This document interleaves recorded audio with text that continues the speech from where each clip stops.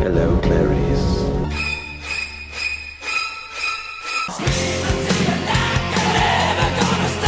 It's alive! It's alive!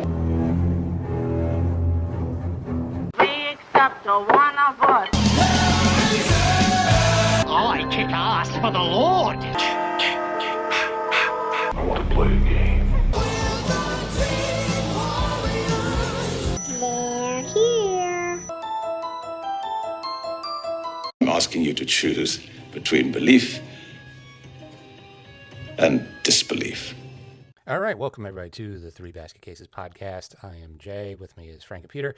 We are doing Heretic today. Before we jump into that, we just want to give our socials. It's Three Basket Cases on all social media, and Three Basket Cases podcast at gmail.com is our email.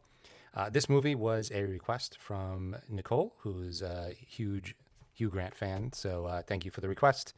And before we do the walkthrough, Frank's going to give a little intro on the movie. Hey, we aim to please here. So, Heretic, the release date for Heretic was November 8th, 2024. Directed by Scott Beck and Brian Woods, starring Hugh Grant as Mr. Reed, Sophie Thatcher as Sister Barnes, Chloe East as Sister Paxton, and Topher Grace as Elder Kennedy. You guys remember him from That 70s Show? Yes. I do, and I did not even recognize him in the movie. I was shocked when I saw his name on IMDb. Yeah. This movie was made for about $10 million and made $59.7 million total. Not bad at all. I think it had about a $10 million opening weekend, so made all of its money back, minus the marketing budget. Yeah. Yes. I should have jumped in earlier because that is what I do. Yes. Yeah, right. So with that, Jay, why don't you take it away? All right. Also, Sophie Thatcher, which is Sister Barnes, who is in Companion, which is a very good movie. So, Heretic, the movie opens up with two girls talking about Magnum condoms sitting on a bench that says, "Who says size doesn't matter?" There's a sex story, and you could tell how innocent these girls are. They're saying effing instead of fucking, and you could see they're holding Bibles, and it appears they're Mormons. So they're walking around trying to recruit people. One girl comes up to them and asks for a picture and ends up pulling her skirt down as a prank. I haven't seen a pantsing since like the 80s. I didn't know that was still a thing. And what were those? Funny too. What were those underwears? Is that what you call knickers? I mean, they're down to her knees. Yeah. Those are celibacy shorts. Yes. Bloomers? Bloomers a thing? Some sort of term that was used in like the 1800s. They get to their appointment and they mention the South Park musical makes fun of them and people think they're weird. At least they're self-aware. I thought that was pretty funny. Yeah, and they're not stereotypes either. I mean, she thinks the Book of Mormon's funny. Interesting little fact. Sophie Thatcher and Chloe East, they were raised Mormon. Oh, wow. They're no longer Mormon, but they were both raised Mormon. So I guess they had some pretty good insights as the film was being made. Right. Yeah, that's great. I mean, you couldn't pick a better cast than two people who are Mormon. So they lock up their bikes, and it starts raining as they're walking up to the house. The door is answered, and Mr. Reed says he showed interest in their teachings, and he says, they asked if he was interested in their teachings, and he says, yeah, sure, kind of like it was news to him. He paused for a second, and they start telling him about God, and they're pretty excited about it. And he invites them in. They say they can't unless there's a female roommate. And he said his wife is home and is making pie. So they come in. As he's taking their coats, he says there is metal in the walls and ceiling. I hope you don't mind. Right. I hope that's okay. It isn't because it's insane. Goodbye. Yeah. I mean, that's the first sign that something is amiss here. And strike one. They kind of blew that one off. Yeah, I was surprised by that. I did a double take. I'm like, what is what now? And I know this is a horror movie, and I'm still taken aback. I mean, that's like horror 101. Oh, you're blocking all cell phone use. That's not good. I wouldn't even know what to make of it if I were those girls. I would walk in and somebody would say, there's metal in the walls and the ceiling. I'd be like, yeah, sure. You mean like metal studs? Yeah, like what are we talking? Ones? Metal? What? Metal what? The walls are made of metal? What? Yeah, I that's wouldn't even know true. how to process that. I would just walk in and be like, yeah, sure, metal in the walls. Right. He does throw it in quite well. He kind of is a throwaway, and he's, when he answered the door, he switched their names up, even though they had name tags, because he's trying to make himself approachable and flawed and a little bit goofy to keep him off guard. Right. Yeah, he does a really good job at appearing like a really nice, semi-bumbling elderly man. Right. And then you go in his house, he's got a crocheted frame thing that says, "Bless this mess," right? And he's got a picture of himself with a dog. I mean, nothing says I'm a nice guy more than that. But then on one wall, there's a tiny window about the size of a hubcap, which is about 2 feet higher than eye level. So that's strike two, ladies. Yeah. Sorry. Well, I mean, I think strike two is when they walked in, he said his wife is making pie, and the only picture there was of him and the dog. Right. No picture of his wife anywhere at that point. Maybe the girl should have turned around and left. Right. And he's probably about 26 in the photo, or he's nowhere near what he looks like now. As a much younger Mr. Reed. So they kind of just stand. He says, "Make yourself at home," while he goes to check on the pie, and they kind of just stand awkwardly in the middle of the room. They did kind of smirk at each other when they saw the "Bless This Mess" sign, because the house is like immaculate. Oh, I thought It would have been funny if there was a picture that they photoshopped with Hugh Grant and Divine Brown.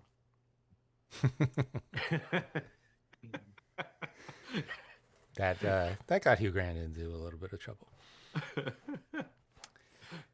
So they're making Too soon? Did I cross the line? Uh-oh, it's going there now. Mr. Reed comes back and they're making chit chat, and he pulls out a Book of Mormon with a lot of notes in it. So this guy has done his homework on. He originally made the appointment saying he wants more information, but it looks like he's read the entire book and made notes and studied it. So that, I don't know if you want to count that as red flag number 3, but he was definitely prepared. It was interesting. I saw an interview with Hugh Grant, and Mr. Reed says Joseph Smith was visited by in the night by an angel named Moroni. It's Moroni, but he pronounced it Moroni, just to make himself, again, like them, imperfect. And he would do this throughout the shoot. He would throw different names or mispronounce things just to keep the actresses on their toes, but also because he thought the character would do that, which I thought it was a pretty fine piece of acting. I guess when he said Moroni, he obviously improvised that, but Chloe East actually improvised correcting him as well. So that was obviously not in the script when he screwed up and she corrected him. Oh, that's yeah, cool. They would kind of throw curveballs at each other, because this really is kind of like a play in some ways. This is the part where it starts getting a little awkward. Sister Barnes is saying how her dad died from Lou Gehrig's disease, and he makes a joke that he died from blueberry disease. Right. And it did not land at all. So that's where it's starting to get a little weird. Yeah, dead dad jokes aren't typically funny. No, I don't even know what he was going for with that one. No, he's like, blueberry disease. Yeah. Was that how he died? That's hilarious. You get it? Because my wife's making Lou Gehrig's blueberry disease. That's much worse. Did he plan that for your visit here to die of blueberry disease? So now it's starting to get progressively weirder at I think a quicker pace. The lights go out, and he says that's a foible of the house, and he's holding like a timer, and he flicks a switch, and like everything's clearly on a timer. I don't know why the lights are timed to go out after a certain amount of time, but they are. Yeah, it's no one's heard of that. That's strike 8. Yeah. So he starts asking about polygamy and gives a history about how it used to be allowed, and they changed their stance, and the girls are starting to look like they're in over their heads because he seems like super educated, like maybe even more than they are. Sister Paxton looks really uncomfortable. Sister Barnes actually has a legit answer to that. I thought it was going a different direction. I thought he was going to like steamroll over them with his knowledge, but like she came up with a pretty reasonable response. Yeah, I think she said that they needed multiple wives at the time to grow the membership, and he said Joseph would use it to legitimize consequent-free sex, Yeah. as I wrote it, which is, I mean, both plausible. Knowing humanity, I'd probably go with the first one, but So Mr. Reed is talking about how he's trying to find the one true religion. And he said after much searching, he unfortunately did. The girls are now very uncomfortable and ask for his wife again. He leaves to, quote unquote, go get his wife. He turns on the lights, and that's where you hear like the timer sound on there. So while he's gone, the girls are pretty spooked, and they decide to wrap it up. And as they're coming to this conclusion, Sister Barnes notices that the candle is a blueberry pie. So now they're pretty sure that there's actually no pie. He leads them down a hallway. Sister Barnes fakes a phone call. So he leaves again, and they decide they're going to just jet, but realize that the keys to their bike locks are in their coats. So they try to leave anyway, figuring they'll just ditch the bikes. But now the front door is not opening. from the inside. From the inside, yeah. Now they know they're in for it.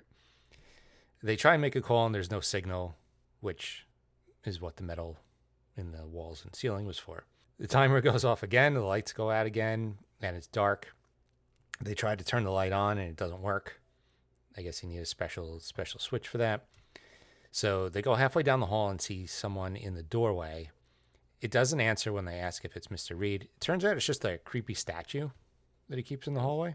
Pretty creepy, actually. The placement of it was really odd, too. Like, if you have a statue, you don't put it against a wall at the end of a hallway. You'd put it in a corner or someplace. Yeah, where it looks like it's peeking out at you. Right. Right. At the end of a hall in the dark, staring at you. Oh. So they open a door at the other end of the hallway, and it's almost like a church in there. There's a desk with benches facing it, and there's two doors behind the desk. There's lots of bookshelves. It almost looks like an office in a community church. They get their coats, and Sister Barnes realizes the key isn't in her pocket. It's in Sister Paxton's coat. So he was definitely rifling through their stuff. They ask for help with the door, and Mr. Reed explains that the door won't open because that's also on timers, and if they want to leave, they have to go through the back of the house. The front door is locked until morning, which is one of the most insane things I think I've ever heard. I really like his line where he says, the door won't open again. Mm-hmm. And he fully meant the door will not open again. Yeah. Like you're going to die. He's telling him this. Mm-hmm. Yeah. And it just in such a way that it's just believable enough to them that they might get out. Yeah. Yeah. If anyone pulls it off, it's him. I mean, the way he said, "Oh, that won't open till morning. It's not possible." I was like, "Oh God." The second after he said it, I went, "Oh, that's probably. Oh no." Hugh Grant does a great job of being like super friendly and nice, and then also like creepy and menacing at the same time. His delivery is like, it's really good. It's hard to Top-notch. explain without watching this, but like he's like nice and menacing at the same exact time, and it's very interesting. It's alarming. Yeah. I think is Yeah. the right word. He calls them out about faking a phone call. They deny it at first, but he says, this is why I said there was metal in the walls and ceilings, so you don't have to lie to me. And he's saying it nice, but he's calling them out on their lies. So again, it's alarming. They don't. It's kind of like a mind fuck. They don't know what's really going on. They know something's wrong, but they can't really tell what. Right, Yeah, you it's can't hard. tell whether he is really mad at them or he just is being nice and kind of brushing their lies away. Yeah. And he keeps saying, like, you don't have to be afraid. There's nothing to be alarmed about. I promise you're making too much out of this. And he says it just enough in the right way that you don't believe it, but you do feel like there's a long shot of it. Right. Yeah. They're like, is he just super awkward or is he an absolute psychopath? And you can't really tell.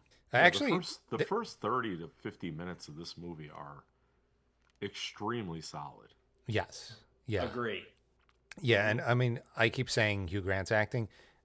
The two girls are really good too. I mean, when he's when he's talking to them, there's like close-ups, and you see them like swallowing hard, or like their lips quivering, and like Yeah.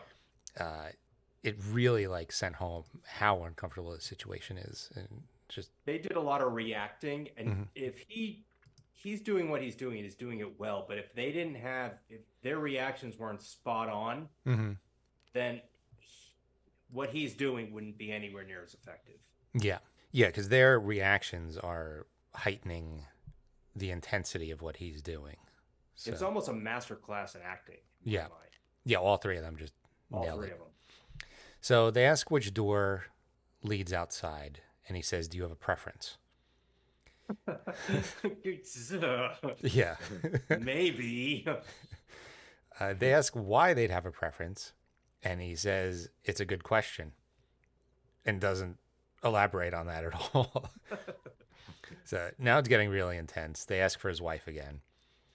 He says he'll ask, and as he's leaving, he asks if they really believe his wife is in the next room, even though he had scented candles and there's no pie.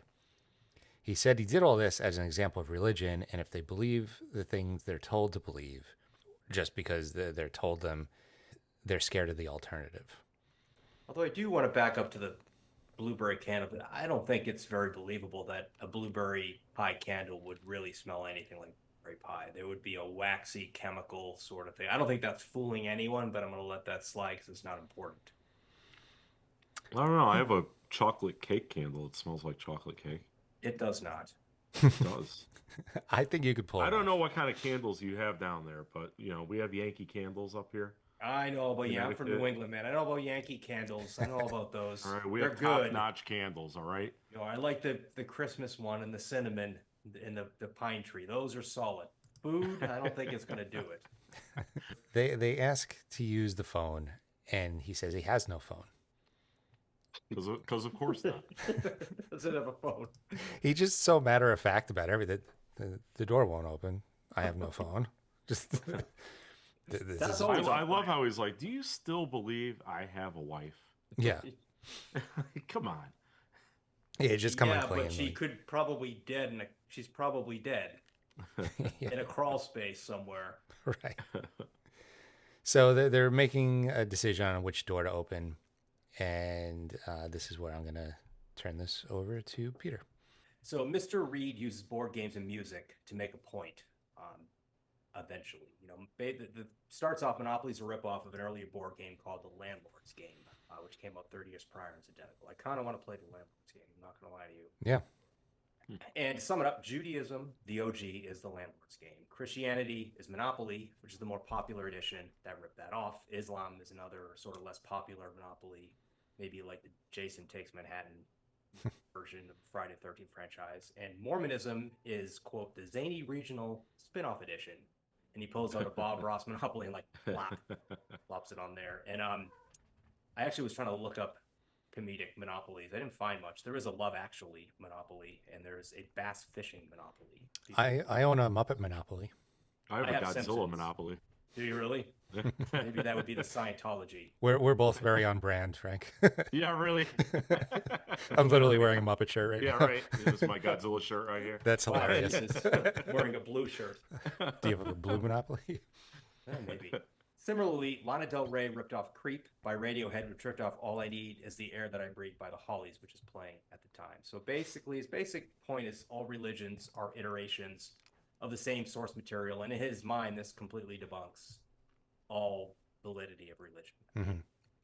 I think he has a compelling argument with some valid points, but it doesn't stray too far from the obvious. But wow, I wanted it to. Yeah. I felt like it was kind of like a Reddit thread of atheism to some extent. But with all that in mind, I have to say, I think Ned Flanders from The Simpsons was way more effective and a little bit more subtle. So I have pulled a few quotes from Ned Flanders that obliterate organized religion much more effectively, which I will read to you right now. The episode where he says, actually, did I say I have Simpsons Monopoly? No, you didn't. Okay, I have Simpsons Monopoly, so I'm on brand too. Okay. So Ned is an episode where he's, nothing's going right for him. So he looks up at God, speaks to him, says, I've done everything the Bible says, even the stuff that contradicts the other stuff. I've even kept kosher to be safe. Bam. In another one, he says, tell them God wants them to ignore everything in their bodies that God is making happen. In the last one, he gets an assist from Homer, and Homer says, this is my favorite one, I was working on a flat tax proposal and accidentally proved there is no God. Of which Ned looks the paper over, confirms it's airtight, and he says, we gotta let this doozy out. Can't let this little doozy out, and rips it up and destroys it. So I think Ned Flanders and the Simpsons have taken down religion a little bit better than this guy did. So when he was going through all the songs about how they bit off of each other, he starts. They say they don't know Radiohead's "Creep," so he starts singing it. And I forgot about that. Yeah, do that. Like. It's pretty good. But I'm a creep. Huh? I'm a weirdo. Okay. What the hell am I doing? Yeah, so that kind of sums it up perfectly, really. Yeah. So after this, he continues with a bunch of stories throughout history. Like I said, somebody was crucified on the cross, someone else walked on water, and somebody else was born to a virgin. And all of these stories occurred before Christ came into the picture, which I think that's interesting. I kind of wanted more of those. Mm-hmm. Pick one of those, pick one thing and nail it home. Mm-hmm. But I kind of liked how it was like debunking religion 101 at the beginning with the board games and the music. And then it became like an advanced class that went even deeper for the girls, because I'm sure those girls had heard everything about Judaism, Christianity, Mormonism, and how they're all closely related. But I bet the earlier stories had more of an impact on them. Yeah, he opened up that shrine. I wanted the 20 minutes of that and less of the other stuff. Yeah. But the basic idea is religion is a recycled man-made invention. So then he goes to two doors and he writes belief on one and disbelief on the other. And he calls both of these options terrifying. Belief, quote, if God is real and watches us masturbate and has such a fragile ego, he only helps us when we beg and shower with the praise and hates gay people for being what he made them, that is terrifying. Agree? Yep. Disbelief. If there is no God and we are just horny microscopic ants floating on a rock with no divine purpose and no hope of eternal life, that is terrifying. Also agree. Yeah. Yeah. I think those were his two best points. So then he kind of makes a definitive statement that religion is a farce and as hollow and capitalistic as these board games, and then he gets all pissy and throws them across the floor. I mean, okay, some of it was good. I think the advanced class was decent, the beginning stuff, but I feel his presentation was a bit too clever, long-winded, and stopped short of being truly effective to me. Maybe much like an A24 movie. Ultimately, I also don't know what this has to do with choosing a door. I mean, he made his presentation and he wants them to think about their faith and to choose a door. Okay. Yeah, it kind of, he kind of went off the rails when it was time to choose a door. Yeah, it's sort of getting pushed into a direction that doesn't make a ton of sense based on what was happening. I'd like to have the whole movie take place in this room and continue a slow burn into weird. Well, I mean, the doors, as we find out, don't matter. Right. And the whole setup for the disbelief belief door was, I think, just a game for him. He just wanted to see if he could make them waver on their belief with 30 minutes of a quick lesson for them.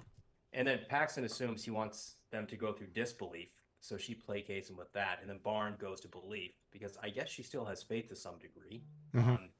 But she, like you said, she doesn't think their choices matter in this particular situation. As Mr. Reed's in control of the outcome, and that's becoming pretty apparent. Well, Paxton, I think, went to the disbelief door because it was on the right. And Mr. Reed at one point says, choose the right door, and emphasized right. So I think he was kind of trying to guide them to go into the disbelief door for whatever reason, because they both went to the same spot. Does she think he wants to help her? No, I think despite himself.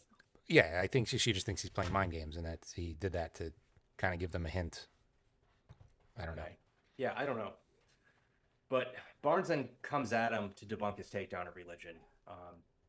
She calls his rhetoric a bit thin, which I think I would agree in a lot of cases. I think he got too bogged down in the details, and it was a bit one-sided, which brought down his argument.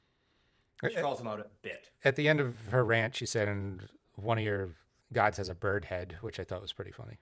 Yeah, that was valid. Yeah. Well, Barnes is definitely the street smart Mormon compared to Paxton's innocent girl. Right. Yeah, they fall into those roles and play them well, but it doesn't fully define them, and neither's a stereotype, which is good. Yeah. Yeah. I saw an interview with the directors and two people from the Mormon Church who quite like this, and they said, you know what, it was really nice. It was really refreshing to see people. We're not the punchline. We're not the butt of the joke. We are two people. They're two people that are of our faith, that are complex, and their faith didn't completely define them. There was a lot more to them, and you guys showed that well. Yeah. I think then Barnes says something which scores some points for their side and becomes kind of a major theme in the movie. Do we have this soundbite of what she says? Yeah. I don't think that my point of view fits into belief or disbelief.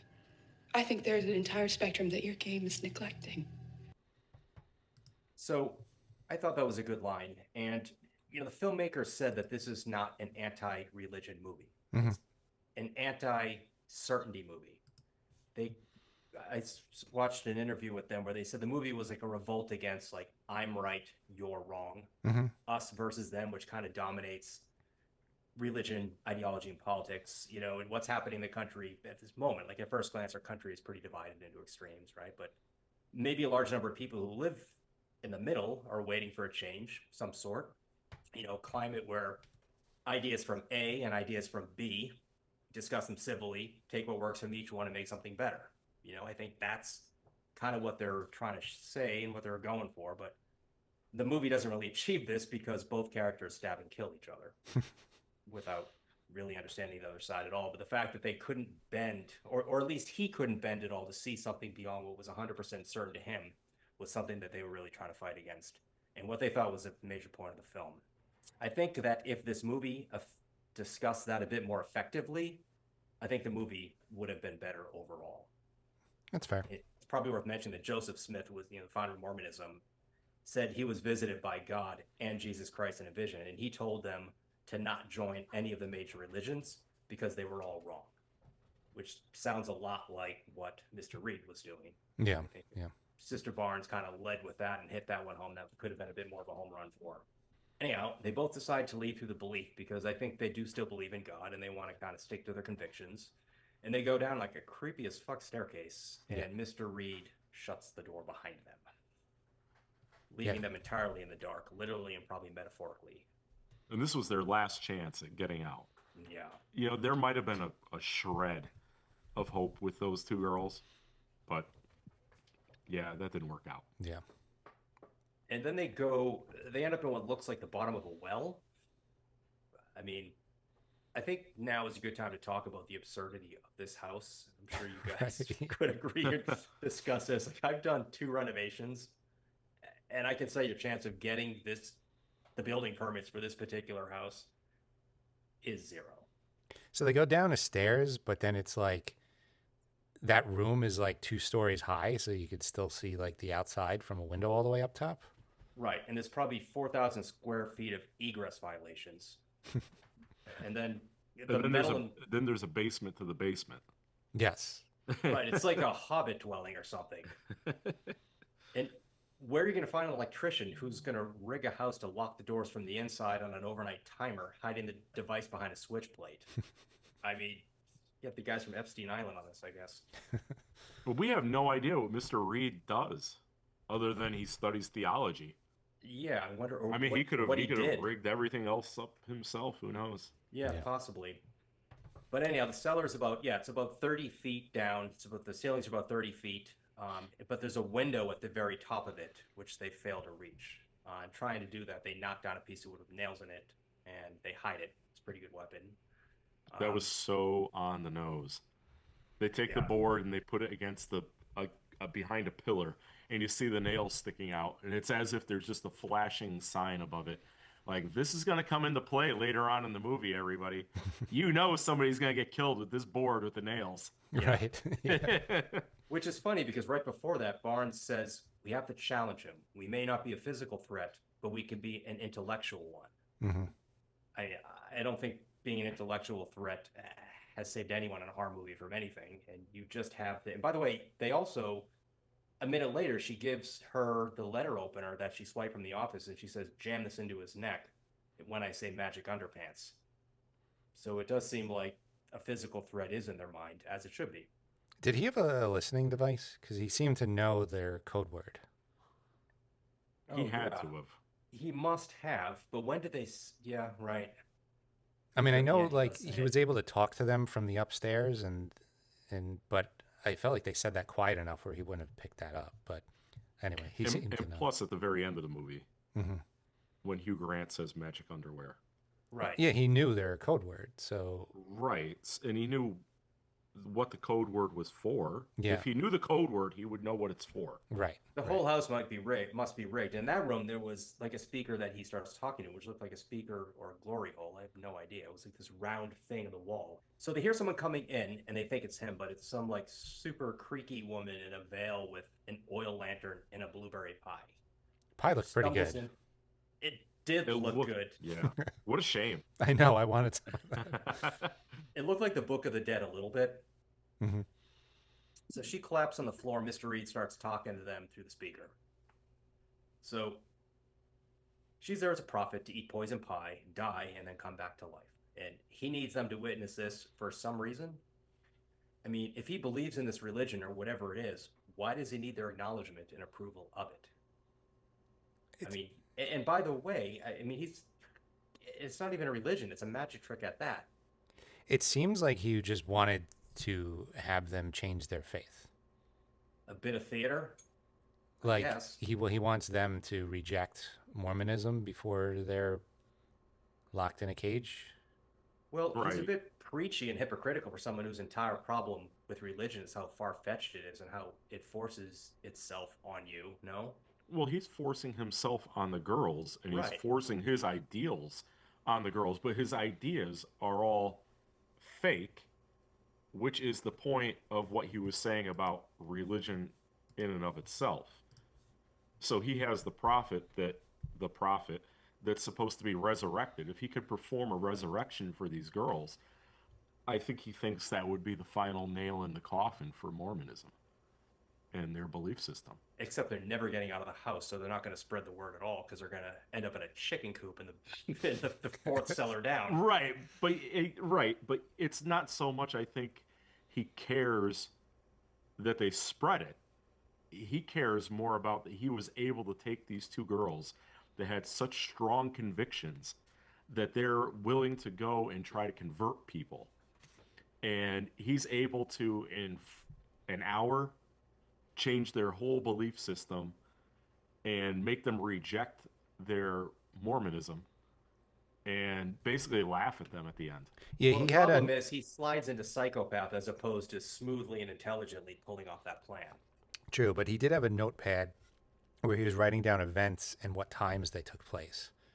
I don't know if you saw that. It said like Yeah. 8:45, Yeah. cellar door, 9 o'clock, blueberry pie. So like maybe he's trying to beat his own record for breaking someone's faith system. Yeah, my God, maybe because it was all timed. Yeah. A new Anyhow, personal best. Good Yeah, job, wow, Mr. Reed. The last one was 32 minutes, but wow, this one. Anyhow, she dies, and they do confirm it by checking her pulse and her breathing, and she is dead, which is I wonder important to him.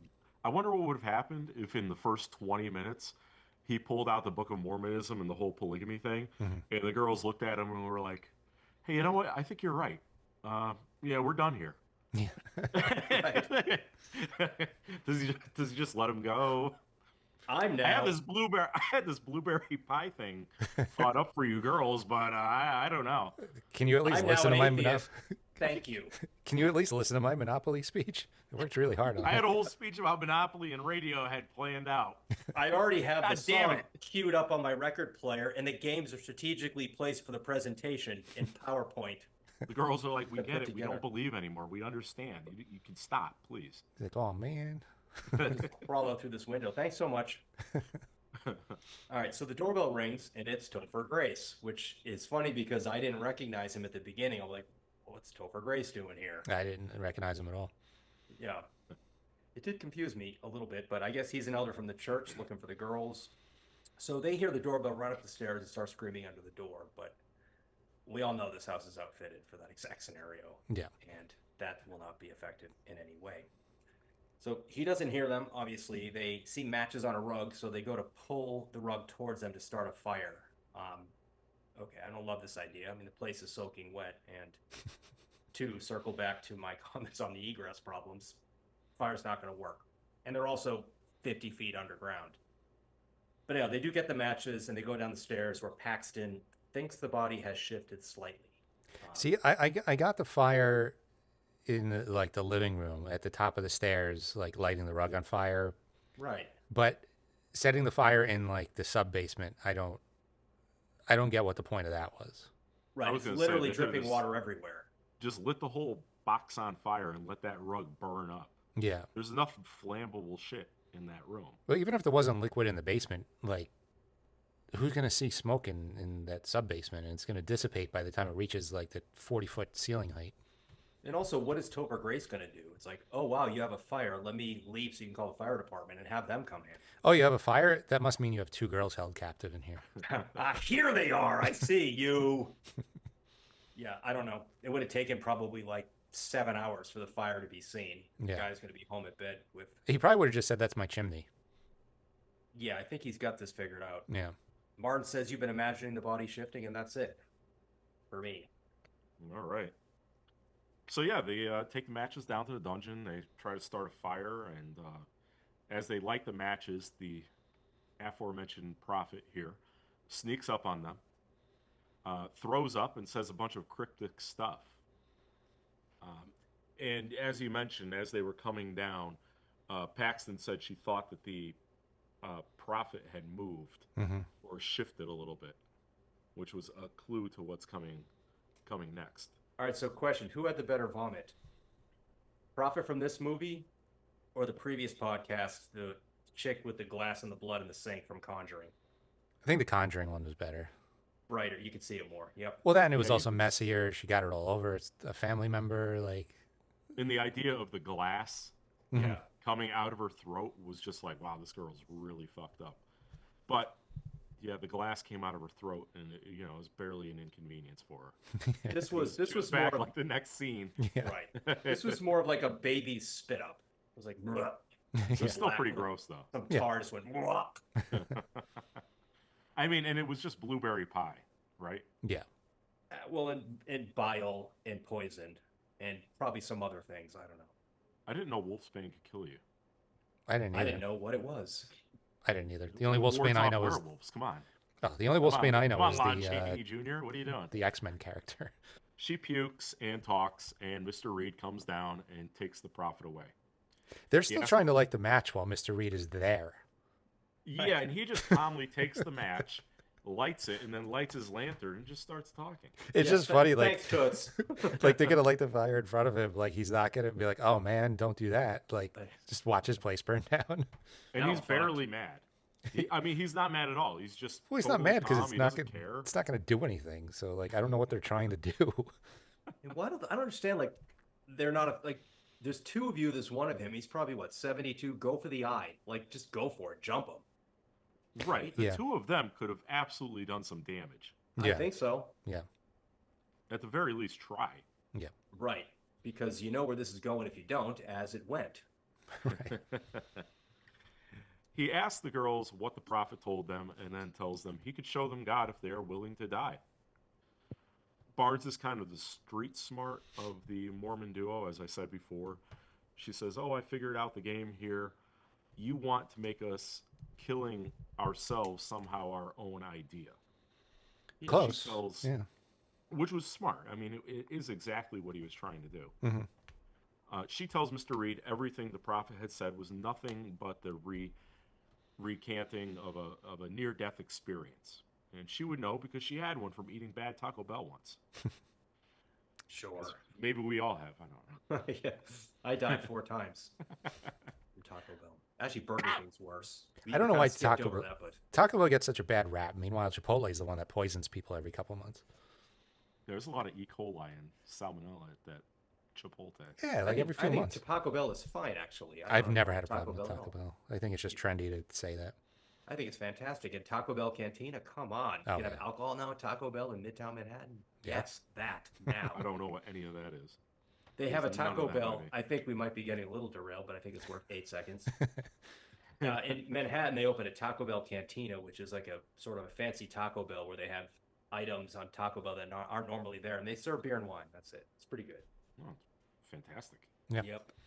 You're not going to find her there, though. Sophie Barnes, whatever her name is. Mr.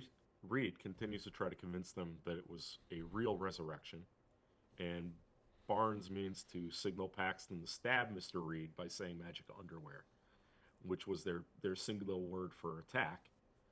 But just as she says that, Mr. Reed slashes Barnes's throat.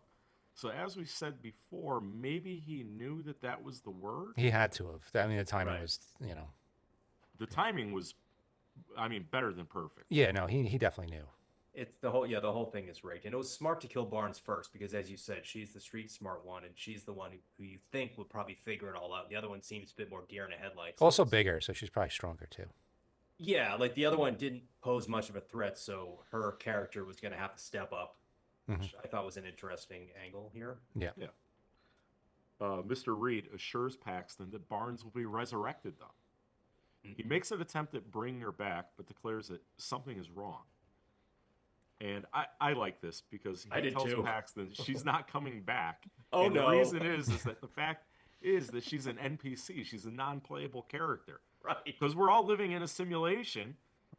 And then he proceeds to cut her bicep open, and he's jamming his fingers in it. This was gross. I mean, it was effective. Yeah. And he's like, "Oh, I got it," and he pulls out a vein. He's like, "Oh, that's a vein. Sorry, I'm so sorry," and then goes back in and pulls out a piece of metal that he wants Paxton to think is a microchip, but it's pretty clearly a contraceptive device. It's a hard pill to swallow, and it's a little unbelievable that he didn't factor in the problem with that plan.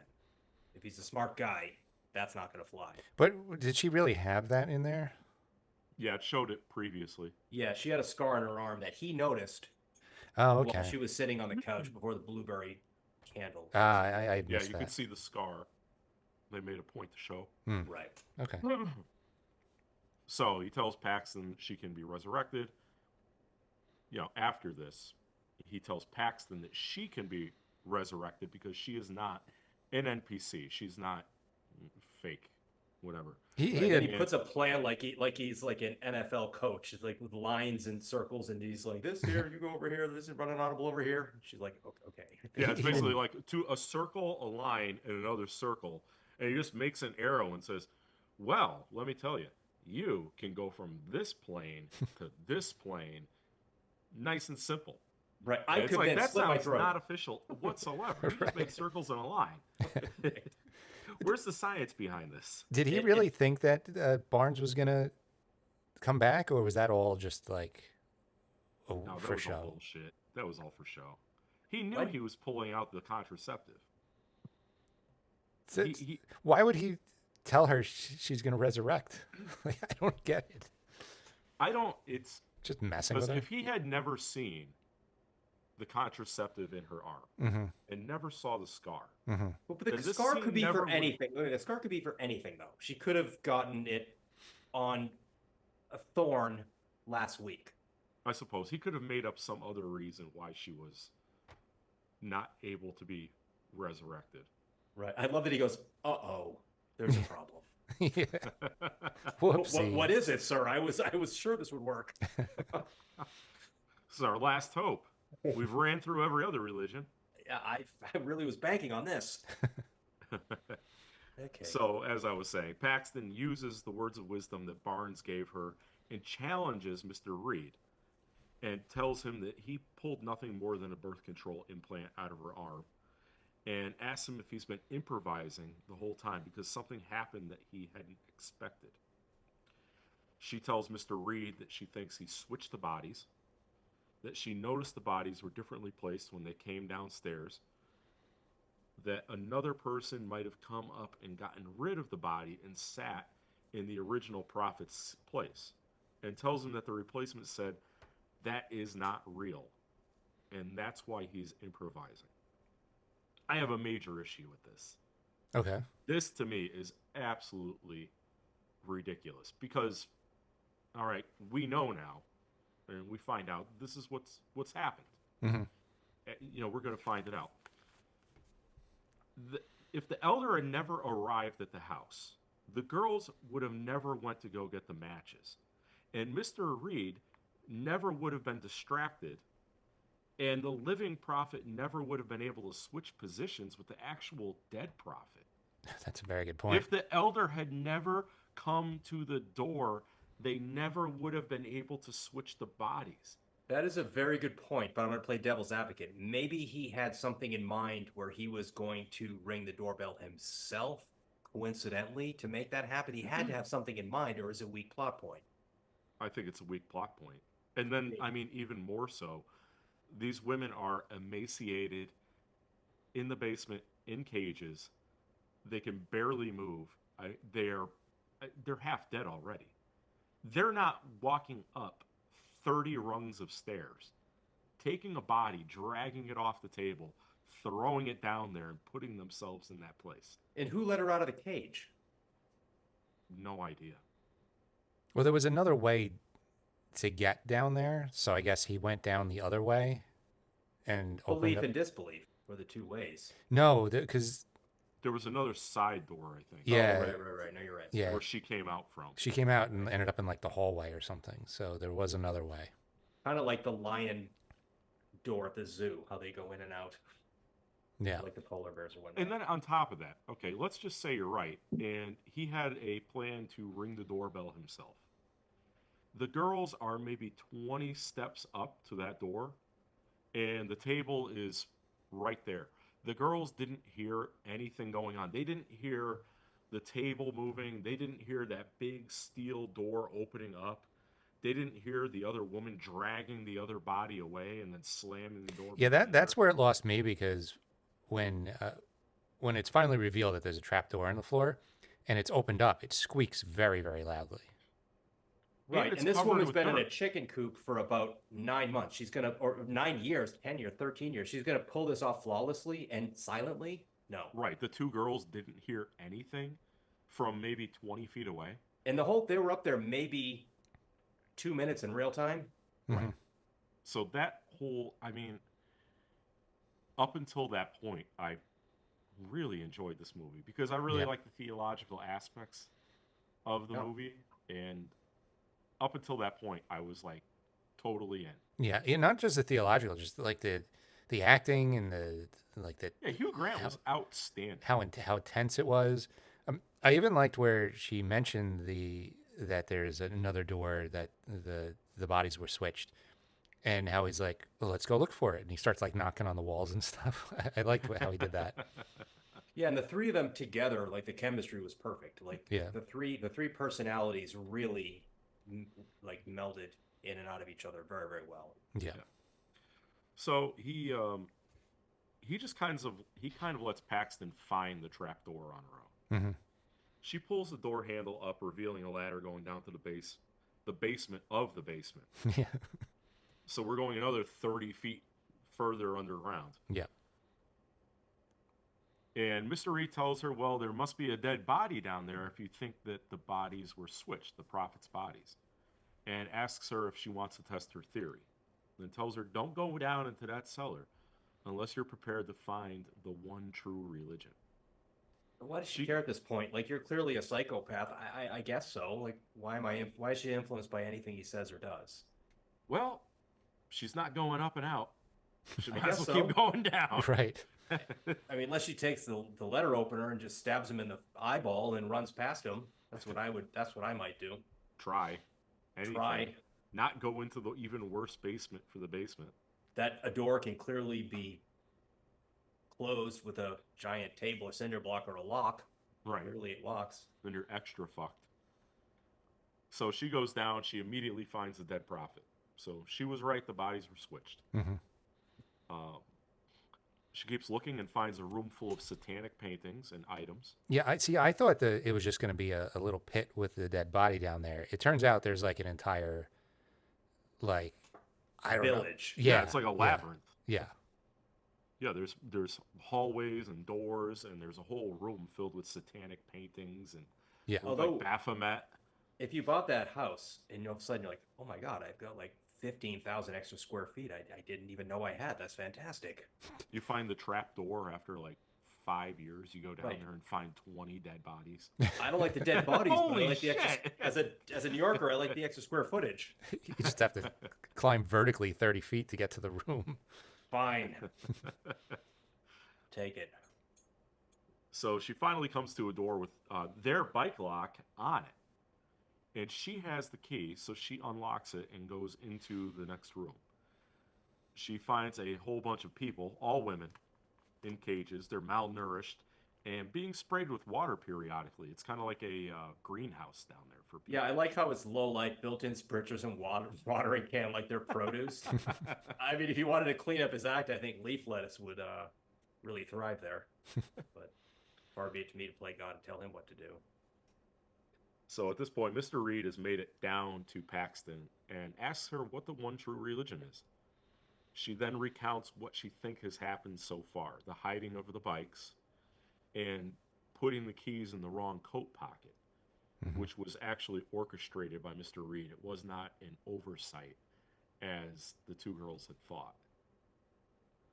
The only reason I'm standing here right now, she says, is because you wanted it to happen. I got a question. He's also assuming that she would have her coat when she was, I guess she would have put her coat on because she thought she was leaving. If she didn't have her coat on, she'd be screwed. She wouldn't have a key to open her bike lock to get into that area. True. Maybe he anticipated the girls believing that they were going to get to leave. Why not just not have a lock on there so you just get to open it and there's no, if you lost your key or didn't have your jacket on you, his plan still goes into play. Maybe just to show, yeah. Something to think about. Maybe he was very confident and he just wanted to show how in control he was the entire time. Or maybe it's a fate destiny thing, like this all lined up exactly as whatever decided it should. I don't know. Well, according to Mr. Reed, he's the one that decided. Yeah. And according to Paxton, that was the ultimate goal. A lot of pieces had to come together for this to work, and they did. Yes. How and why, I don't know, but they did. He wants her to believe that the one true religion is control. Mr. Reed tells Paxton that all religion is just a system of control. Yep. At this part, he's explaining how he is controlling these women. He signals one to put her hand out so he could trim her nails. And this is a pretty gross part. Just takes the shears and cuts the tip of her finger off and just like, boop, just pops it into that watering can. So just, I guess just because he was cool with it, he just wanted to. I guess he's a cult leader, and these women want to be there because of their devotion to him. Is that the idea? I didn't interpret. He says that it's their choice to be here. I mean, maybe of course it wasn't, but I mean, well, I'm thinking that it's their choice to be there. Insofar, it has been Paxton's choice to be where she is. All right, so not really, but not really their choice, but in the same way that Paxton and Barnes made all the choices to get to the next part, to go down in the basement, to go into the door, to go down into the sub-basement. Paxton went exactly where Mr. Reed wanted her to go. Yeah, I mean, it's not like there was like 9 ways to go. It was like, no, right, but go like there you or said, don't. they could have fought back. Sure. They could have done something. True, but they kept on going with the game. He really kind of forced their hand. It's not like they said, "Hey, I really want to be trapped in a 3rd level sub basement." Like, I don't know. Yes, they did all the choices on their own to get there, but they were kind of forced. Their hand was forced. It's like in Magic. Not a lot of options. Yeah, it's like a Magic term where you force somebody to pick the card you want them to pick. Like, And she calls it a magic trick as well. Yeah. This is not a religion. This is a magic trick. Yeah. But that woman did, he made like a little gesture, and that woman just stuck her hand out for him to have her fingernails clipped. So she's been like conditioned just to do this. She wasn't scared or cowering. Right. Very strange. I mean, maybe they did get addicted to being controlled, or maybe he clipped her nails nice for 10 straight years and wasn't expecting her fingertip to get snapped off.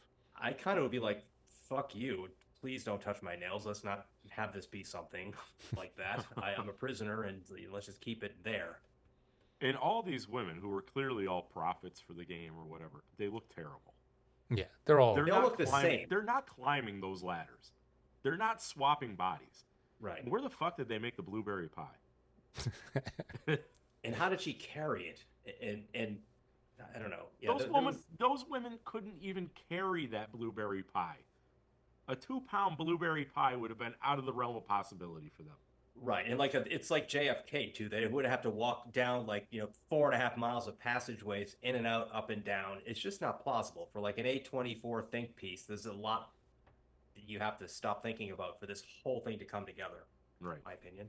So he moves over to Paxton and tells her that she has allowed the church to dictate her whole life, right down to her undergarments. She says, "What?" And of course, Mr. Reed says, "Magic underwear." And she stabs him in the throat. Perfect. Because of course, he would say the magic word and she would automatically go straight to it and have that letter opener. That confirms he did know their secret word. He knew it. Wanted to be stabbed? Right. I don't know. He didn't. I guess he didn't know she had the letter opener. There's one oversight. Yeah. And was he being cheeky with her? Was he looking to get some? I mean, I thought I was getting kind of predatory vibes here. Is that right? He was doing a few, asking a few questions where it was like, yeah, I don't know where you're going with this. Like, I never had a Wendy. Oh. Yeah. He was throwing in a few things like that. Yeah. All right. So, at this point, Mr. Reed is in rough shape. Well, I should say, Paxton, after stabbing Mr. Reed, makes her way back upstairs over to where Barnes is laying. Mm-hmm. And Barnes she's dead. I mean, presumably dead. I mean, her throat was slashed and cut her bicep open. She's fucking dead. We think. Mm-hmm. She looks down the ladder to the sub-basement and turns around, and Mr. Reed is standing there and stabs her in the stomach. Yeah. So at this point, Mr. Reed's in rough shape. He's in the middle of the basement, and Paxton is laying against the wall. They talk about prayer. Mr. Reed asks Paxton to pray for him, and she goes into a whole story about how prayer doesn't work, but she thinks it's nice. So right, she like starts saying prayer has no medical impact. Apparently, there's a study done on prayer having no medical impact on hospitalized patients. Right. Yeah. I was like, okay, thanks. Someone did that study. What about thoughts and prayers? Does that work? Those never work. No. So Mr. Reed crawls over to Paxton. He lays his head on her and kind of begins to cry, and then lifts his head up a bit and puts his box cutter to Paxton's throat. Mm-hmm. But just as it's on her throat, Barnes is alive, and the 2x4 with the nails, mm-hmm. I knew it was coming. Yep. It slams Mr. Reed in the side of the head and kills him. Do you think that he was going to kill Paxton? Oh, or he just wanted just to cuddle up against her? It would have been funny if they kissed. Well, the box cutter was right up against her throat. Yeah, he was definitely going to kill her. He was going to kill her. 100%. Oh. Okay, I guess so. Is it a mercy kill, or he was still vengeful? No, she stabbed him with the letter opener. He was pissed. Yeah, all right, still fair vengeful. enough. He's pissed that he's gonna die himself. Yeah. He wanted the game to go perfectly. Right. Yeah. He's got an extra empty cage now that the pie lady's gone. Right. Although that room, the cage room did seem filled to capacity. He might have to expand on that a little bit. Well, no, because where did he take the second prophet? The one that was alive. I guess she went back into her own cage because she's controlled. So he probably said, do your thing and then lock yourself back up. Thank you, sir. I will. I suppose so. Thanks for the opportunity. Thank you so much. And then Barnes drops dead. Mm-hmm. And I was like, oh, this is a little ridiculous. Or was this supposed to be a miracle that happened? Because Barnes was fucking dead. And she got up and slammed that 2x4 with enough force to kill Mr. Reed. It almost reminded me of Friday the 13th when Jason jumps up again, and it's like the cheap jump scare at the end. Mm-hmm. But it didn't seem really appropriate in a movie like this, I thought. Yeah. So now Paxton looks around. She finds that model of the house Mm-hmm. with all the miniatures in it. This is actually the second A24 film that uses miniatures. Yeah, I was thinking that too, because Hereditary was what, Hereditary. the third episode? Yeah. Yeah. So. And don't they Cool, I all liked have it. satanic rituals in them at some point? Yes. Yeah, it seems that way. Yep. She looks at the model of the house and like figures out a way to get out, and ends up going out a window. And she has her cell phone, and she makes a call, and she sees a butterfly land on her finger. Yeah. But it's the middle of the winter, and then it kind of like flashes, and the butterfly's gone. Well, Because she says previously she had said about Yeah. when she dies, she wants to come back as a butterfly and land on her loved one's fingers Yeah. to show that she's still there. Mm-hmm. So I don't know if that butterfly was supposed to be Barnes, or maybe she's dead, or I don't think she was imagining the butterfly, and that the butterfly was her thinking that Barnes was there. could be, because then it flashed away and the butterfly's gone. It was Right. a hallucination. Well, And from then- her angle, yeah, like it was there, and then it cuts to her angle, and it's gone. So you're kind of left to wonder: was it there? Was it not? I don't know. At this point, I didn't care a ton. Yeah. And the screen goes black and the credits roll, and that is Heretic. I do have. I'll be bringing this back. I do have a couple trigger warnings for this. All right. And for anyone, because we haven't done the last few, trigger warnings are this website does the dog die, where they it finds there's 1,000 triggers and it explains what they are, and if it's in a movie, it gives explanation. So, a couple of them quick. First one is an animal sad? That is a trigger to someone. 51 people said no. One person said yes, and the comment is, I don't know how to tell if a butterfly is sad. Yeah, Okay. neither do we. Yeah. Is there farting? 32 no. 1 yes. No further comment. Okay. Is there audience participation? All no. Okay. I mean, I love that that's someone's trigger. Right. It actually might be mine. I mean, there's nothing worse than being forced to clap in unison like an idiot. And the last one is religion discussed. All yes, and then somebody commented, pretentious and boring religious debate that I'm sure the writers thought was brilliant and mind-blowing. Oh, fuck that guy. So- Sir. What a fucking dick. You know, there's that That's it. one Ooh, person. so pretentious. It wasn't even No, pretentious. it wasn't pretentious. You Not know at that all. that one It might have person, been a little pretentious, but this is... that one person that says yes to all the triggers. It would have been a lot funnier if that person said no to the religious talk. Right. Yeah, right. Yeah, it would have been. So anyway, body count. This movie had a body count of 3. I am Yeah. not counting the one outside because we don't know if she made it or not. So we had the Prophet, we had Mr. Reed, and we had Sister Barnes. And potentially Paxton. Potentially, I'm not counting it because we don't know. Yeah, I wouldn't count Paxton. Fine. I mean, we could count Barnes twice if you want. Sure, let's do that. Was she resurrected? I don't know. But she Well, we got Jesus Christ here. Why don't we ask him? Hey, Jesus, was Barnes resurrected in Heretic? Oh, I'm sorry. It's Joseph Smith. Fuck Joseph Smith. All right, who wants to go no. first? well, who picked the movie? Oh no, it's Our guest. our What guest. was her name? Okay, Whose birthday it so we is? don't Nicole. So we don't have in a set order. Okay, I could go first. That's fine. The first hour and 10 minutes of this movie, I really liked. I liked the acting. I liked the cinematography. Thought the debates were interesting enough. I mean, if you could do 40 minutes of just 3 people in a room talking, and it's mostly just one person talking, and have it be interesting, you did a good job. Then I thought the movie started to fall apart a little bit with the sub-basement. As Frank mentioned, the whole Prophet thing didn't seem very plausible. And then people just seemed to start warping around. Like, Sister Barnes disappeared when they got back upstairs. Then Mr. Reed appears to stab Paxton seemingly out of nowhere, and then Sister Barnes appears out of nowhere again to hit him. Like, it just seems people were just warping around. I get the whole control thing with the cages. I just felt like I think it would have been a little better if they just had him controlling her and psychological, like, mind fucking her instead of, like, I thought the woman in cages was a little too weird and offbeat for how the first 3/4 of the movie went. And so that kind of took me out of it a little bit too. So while I did really enjoy like 85% of this movie, I did not really like the end. So I'm going to go 3.75. Wow. All right, I can go next. Yeah, there was a lot I liked about this movie. It's funny because in doing this, I watched it. I watched it a long time ago. I remember really liked it. Then I watched it again, and I liked it again. And then, doing a deep dive, we researched it a bit. We watched it again a couple times, and I think for the second time I watched it, things didn't click quite as much. I think like the acting, the three characters are fantastic. Their acting is fantastic. The characters are fantastic. The cinematography is very good. In the first hour of this movie, it's great.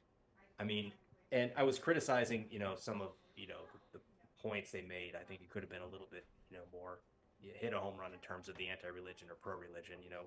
She kind of ends the movie saying, well, I think it's nice to pray for someone to, okay, so you don't have to be in a religion to do that. But I think it sort of falls apart a little bit for me because it does get just super far-fetched. It should have stayed on track where it was the first hour and done that a little better and continued that slow burn, or turn into like an amped up Silence of the Lambs thing where he keeps them in the basement and everything's crazy. And I didn't really understand the thing the women in cages.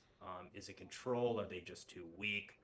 And his whole plan just, to me, although he was a great actor, but his whole plan didn't land. I was like, there's too many holes in it. I don't know what you're trying to say exactly or what you're trying to do. I know what you're trying to say or do, but it doesn't seem thought out. There was a critique I saw this movie that I thought was really good. It's well acted. It's really great. There's some good themes here, and there's a lot working for it. But it almost seems like it's a first draft script, meaning there's some things they could have ironed out or pushed forth more, and it would have been better. So I'm going to give it a 3.25 because I really liked the first hour a lot. And I thought the acting was some of the best acting I've seen in a while for a movie like this. And it had me hooked until it didn't. I thought, like you guys did, I thought the acting was outstanding. I thought Hugh Grant and Chloe East and Sophie Thatcher were outstanding. And I was hooked from the beginning. For the first hour of the movie, I thought Hugh Grant played a great villain. He was charming, and like you guys said, he was menacing at the same time. It was believable to me that these girls would not be so afraid to go running, but not so trusting as to go head on into what he had planned. It was very authentic feeling to me, the way it all played out for the first hour. Yep. And then things just went off the rails. He had asked to meet with the two girls to learn about Mormonism because he was on the list. He had the idea in his head that he was going to abduct these girls. He knows that their names and his address is on the list for visitation. He knows he's going to get caught. It's a terrible plan. And maybe something the writer and the director didn't think about. Because, and what about all the other women too? Like they are missing. Somebody would have to lead them to him. I forgot to say that. Sorry. Right. Somebody would have had to lead them, but that just kind of reinforces my point that he would have gotten caught. If that was the case, he would have gotten caught by some. This isn't 1983. These girls have cell phones. You're going to be able to use some sort of location device to figure out where their last location was. And the police would figure this out in 10 minutes, I'm pretty sure. They're going to go back to Mr. Reed's house and be like, this was the last stop on their missionary trip for tonight, and they never showed up. So it maybe an oversight by the writers there. And the whole switching of the prophets was sloppy. it wasn't handled well. Yeah. And it just paper thin. You could see right through what they were going for. It didn't take too much thinking. It just went off the rails too much. Like you guys Yeah. said, if it just stayed grounded, if we stayed even if we went to the basement and the girls were just left there without the whole prophet angle, and something else happened, or he devised another way to try to make them think that religion wasn't real, it would have landed better with me. And yeah, the first time I watched the movie, I was like, wow, this is really solid, but the ending, not great. And I watched it again and I was like, this is a little bit more problematic than I thought. I still think it's a good movie. I would still recommend it. If somebody asked me if Heretic was a good movie, if it's worth watching, I would say, yeah, I'd say it's definitely worth watching. Just don't think too much. I would watch Which is it again. ironic. Yeah, right. I think all the theology aspects are awesome. I loved all of that. So yeah, if somebody wanted to watch it, I would say, yeah, I'll watch it with you. Or, if I come back to it and I think about Hugh Grant's performance in this movie, I would definitely give it another spin. But it's not something I'm going to seek out. So with that, I gave it a 3.5. Okay, that's exactly what I thought you were going to give it. I didn't know. I never know with Frank at all. I never know what you're going to give it. It's anything. All right, so that was Heretic. If anybody wants to email us, 3basketcasespodcast@gmail.com, 3basketcases on all social media. Our next movie will be Return of the Living Dead 3, and then it'll be Frank's pick for a movie after that. Stay tuned for that. Thanks for listening, everybody, and we will see you next time.